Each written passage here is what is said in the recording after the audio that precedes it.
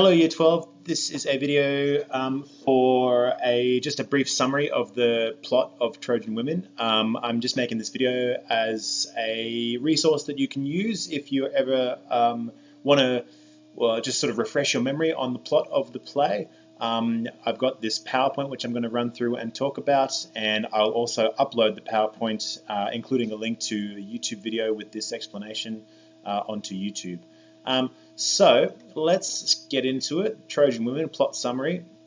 The play begins with none of the actual women, but it begins with these two gods, Poseidon and Athena, who are talking about what to do in the aftermath of the Trojan War, which is where the Greeks invaded Troy, supposedly to get Helen of Sparta back to Greece, but really deep down they just wanted to invade the land of Troy so they could have it for their own to expand their power. So after all that's happened, the big war has ended, lots of people have died, it's been horrible, and these two gods, Poseidon and Athena, begin the play, and they make these plans to destroy the Greek fleet because they are both disgusted by the actions that the Greeks have done, especially the desecration of some sacred temples. As we move along, once those gods depart the stage, our main character, Hecuba, she wakes up and she laments, which means she suffers and feels sad and feels sorry about her situation. And she tells the chorus, who are the other women on stage, she tells them that they're about to be divided up to go with their new Greek masters. So they've been divided up and they're going to become essentially concubines or slaves for the Greek men who have invaded Troy. And this is confirmed when Talthybius shows up, Talthybius the Greek. He shows up and confirms that, yes, the women are going to be divided up amongst the men. Hecuba is going to go with Odysseus, who is a Greek king. Andromache will go to the son of Achilles, who was killed in the Trojan War. He was a very powerful Greek, and Andromache is going to go to his son to be his slave. Then this character Cassandra arrives on the scene, and she is presented as being kind of a bit insane. She's a Trojan woman. She is a consecrated nun. She's a nun, sort of working in the temple of Apollo, and Apollo is one of the gods, one of the Greek gods that features in this play. And she is presented as being sort of stuck in this sort of state of ecstasy, and stuck in this state of being able to prophesize the future. And so what she says in her big long speech is that the Greek ships are going to be destroyed, which we kind of already know is going to happen because of what the two gods Poseidon and Athena said at the very start of the play. And she is quite overjoyed about this, and she tries to sort of help the women see that the fact that these Greeks are taking them with them and leaving this land and going to sail all the way back to Greece is actually a good thing, because they're going to die horribly on the way home, and the Greeks are going to die unceremoniously, whereas the women will get a chance to die with their honor intact. And so Cassandra is quite pleased about this. And it's kind of like, it's one of those points in the play where the audience has to kind of think, well, is she insane, or is she actually quite wise deep down? Is what she's saying, does it actually make quite a lot of sense? And Talthybius, the Greek god, gets very annoyed at her and has her dragged away, so we don't actually see her again throughout the rest of the play. As we move along, we have one of our moments where the chorus recounts past information. So the role of the chorus is to give the audience a little bit more sort of backstory, a bit more information about the context of the play.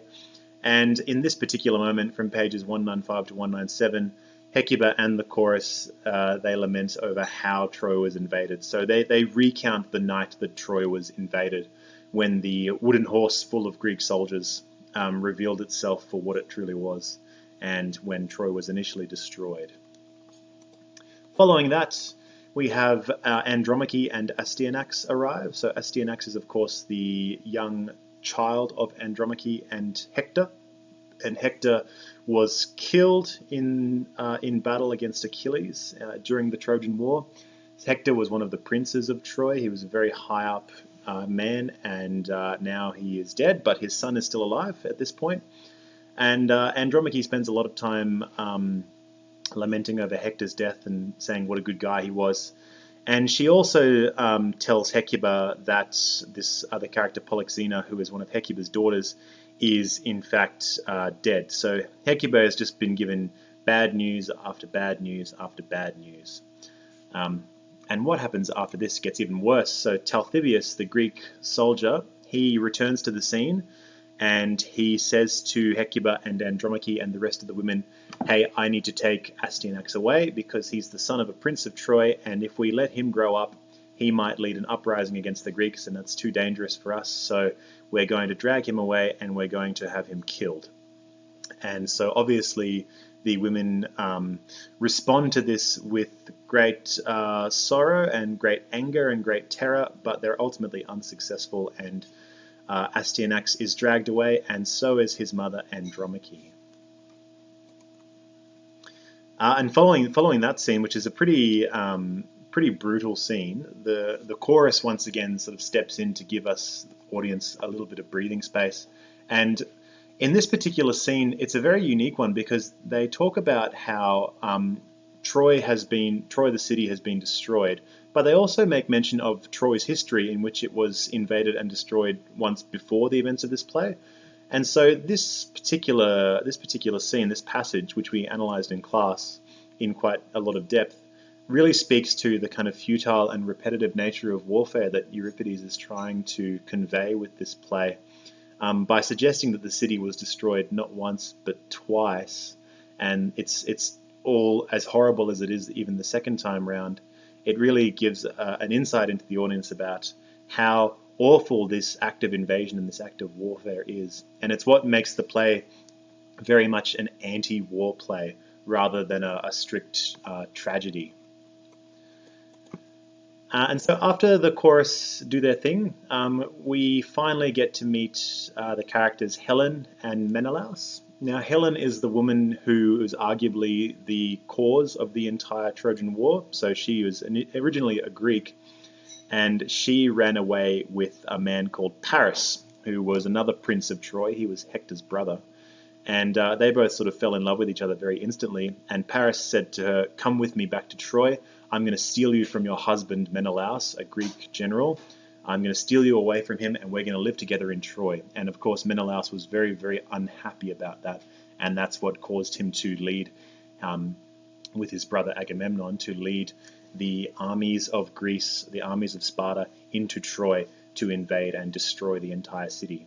And so what happens in this scene, which goes for about 5 pages, about 200 lines, is the Hecuba and Helen and Menelaus basically have an argument where they are trying to figure out who is to blame for the destruction of Troy. Hecuba, of course, lays all her blame on Helen. Helen lays her blame upon the gods for being sort of self-interested and not interested in the affairs of mortal people. And she also blames Hecuba as well for giving birth to Paris and giving birth to these other princes of Troy who caused all this trouble. So there's kind of like arguments on both sides that are not incorrect, where we, the audience, are sort of left to make up our minds who is to blame. The play never really resolves this. It never really tells us exactly who we can blame. And so when we get questions for essays on a play like this that says who is to blame, this scene in particular, these pages are a great place to start to think about how you're going to respond to that, because both these characters, Helen and Hecuba, and Menelaus too, they give us a pretty good broad array of different forces to blame for all the destruction and terror that occurs in the play. So after they have their arguments, Helen is taken away by Menelaus. We assume she's been taken away to be returned to Greece and then killed slowly and painfully. And following this, we have another moment where the chorus step in and give us a little bit of a breather. And what they do is they have a moment where they think that they're worried that the gods have forgotten about them. So they think, if we're in all this pain, if we're suffering so much, then how can the gods care about us? We worry that they've forgotten about us. And so this is another piece of evidence which you can use if you're writing a paragraph about the sort of capricious and self-interested nature of the gods. These particular lines and these pages are quite useful. Following that, Talthybius comes back once again. It's the third time we've seen him, but this time he's returning with the body of Astyanax, the young boy, Andromache's son. And he's brought the body back. He's holding it inside Hector's shield. So Hector, who's already dead, his shield is used to carry Astyanax's body. And this scene is, and these objects are very symbolic of what was once the power of Troy and the power of Troy's bloodline. So from King Priam to Prince Hector to Astyanax, we've got a very sort of direct line of men who would sort of lead Troy to victory and lead Troy to glory. But now we see in this particular scene very clearly that that bloodline has ended and these men are dead, and the power of Troy as a city is now completely gone. And so the women receive Astyanax's body and Hector's shield, and they decide to bury these two things together underground in a kind of funeral ceremony. And while they're doing that, they remember how great a leader Hector was, and they also remember just how nice and beautiful Astyanax was as a child. They spend quite a lot of time describing the shield and looking at it as though it's sort of got Hector's DNA in it. Like they look at bits of the shield where his beard used to touch it, and they see sort of lines down it where his sweat used to fall onto the shield. And they really, really sort of imbue the shield with his DNA as though it's Hector himself. So this is a really sort of a scene where we're really getting the sort of physicality of Hector and his power through this symbol of a shield, which is then its final act is used to sort of bury and protect Astyanax's dead body. So it's all very, very sad. We finally get to the end of the play, and Talthybius says, okay, you guys, you're done. We've buried Astyanax's body. Now it's time to go. So he takes Hecuba and the rest of the women and the chorus down to the Greek ships. As they are descending the steps of Troy down to the ships, the city basically burns to the ground. The Greeks finally completely destroy it.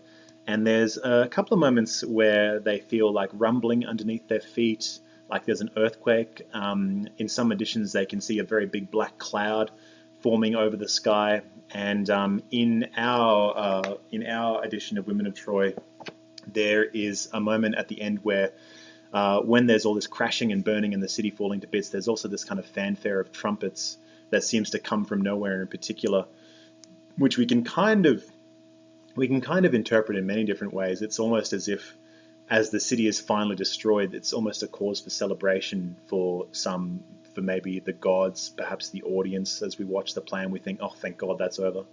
But it's a scene that kind of sort of finalizes and symbolizes, okay, Troy is totally destroyed now. Like, it is no more. It's gone forever, never to return. And this finality serves as the ending of the play. And so the play, it's finished. The women have gone down to the ships, close curtain. But what we, the audience, know is that once these Greek ships take to the sea and start to return to Greece, we know that there's going to be a humongous storm which is going to come and destroy the entire fleet. And we know that because of Athena and Poseidon at the very beginning of the play saying, we're going to destroy this fleet once it leaves. So we know that despite everything the women of Troy have suffered so far, they've still got a little bit more to go. They're still going to perish on the ocean. So it's a very sad play. So that's the summary of the plot. I hope that helps you. Please, of course, email your teachers, get in contact with us if you need to for any further clarification. And that's it. Enjoy.